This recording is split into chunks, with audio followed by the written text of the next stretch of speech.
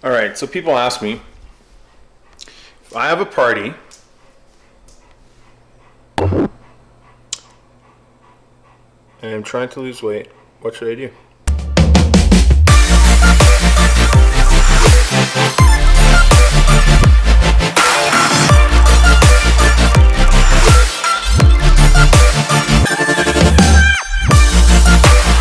Option one is just eat all of it and gain 10 pounds. But option two is you just have one or two, or you know the calories that you have left for the day and you have as many as the calories allow you to have. If, on the other hand, though, this acts as a trigger food for you and makes you want to just binge, then you might be better off just foregoing altogether and just having some fruit instead. Or if you really want to drop weight, just have some vegetables. But you can always limit yourself to one or two, stay within your calories for the day, and you'll be fine. Can't always avoid all kind of parties, all situations, so just be careful with what you eat and be disciplined.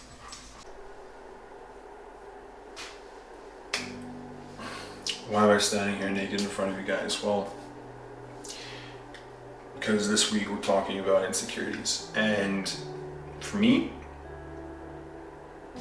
my body was the greatest source of insecurity in my life. I didn't believe that I was beautiful enough. I wasn't skinny enough. I wasn't desirable. I wasn't wanted. I wasn't measuring up. And that was all based on my physical appearance, or so I thought. And so I went through life and I was like, I tried to make up for, like what I looked like on the outside so that people would still like me, So I'm pretty funny. I make people laugh. I like to think I'm a pretty decent person at times, but my insecurity was still my body. And the only way I knew how to fix my insecurity is really look for validation from other people. And look for validation from women, right? It's the more attention I got, the better I'd feel about myself, because that meant that, hey, maybe I was good enough, like maybe if I look a certain way, it's like people will like me. I'll measure up.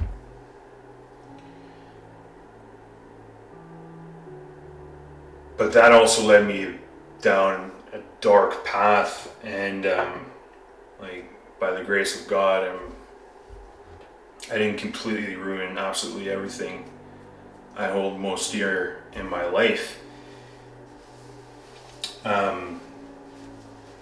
But yeah, I was looking for that attention. I was looking to fill that void that I was feeling on the inside. It's like I wanted attention. I wanted to be looked at as the guy. It's like, oh, he's handsome, blah blah blah. I wanted to feel that validation.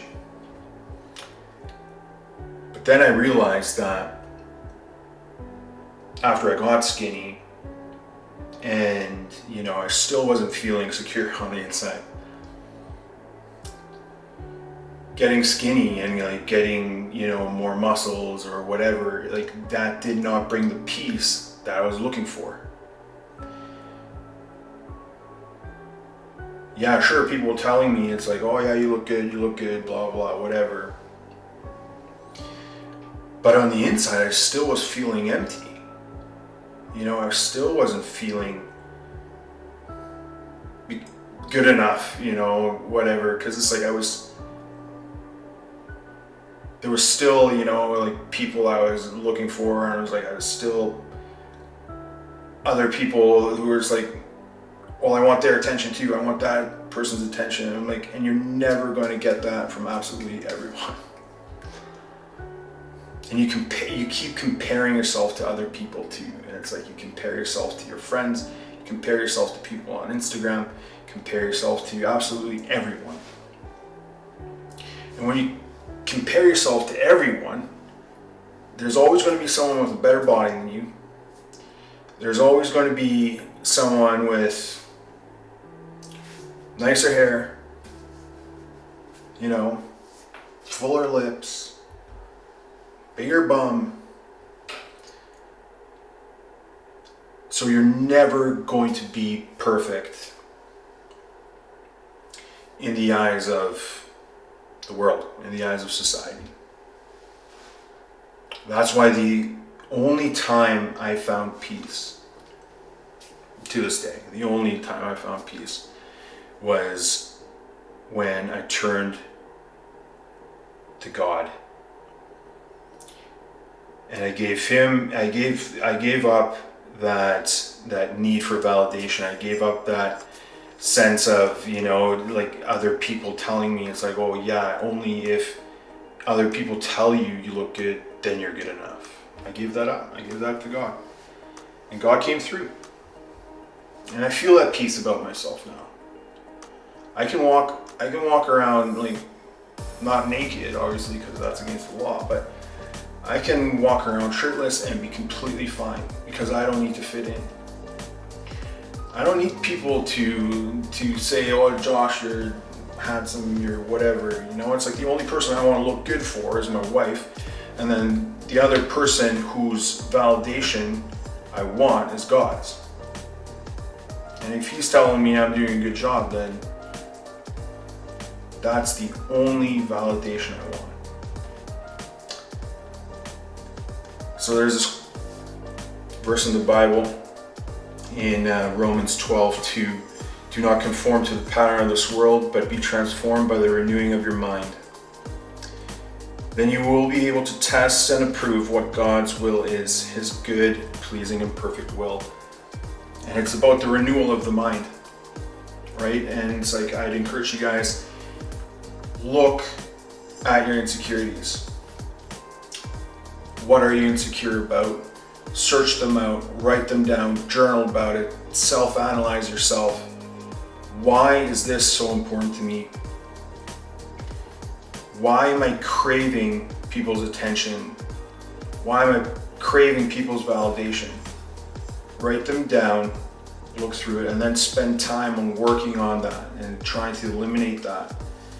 Get to the root of things and transform your mind. Ask God for help.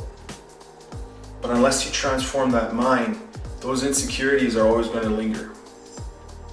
And when those insecurities linger, they're going to come after you. And it's like the problem with insecurities is that they don't only hurt you, but they have the potential to destroy absolutely anything and everything. So do the work.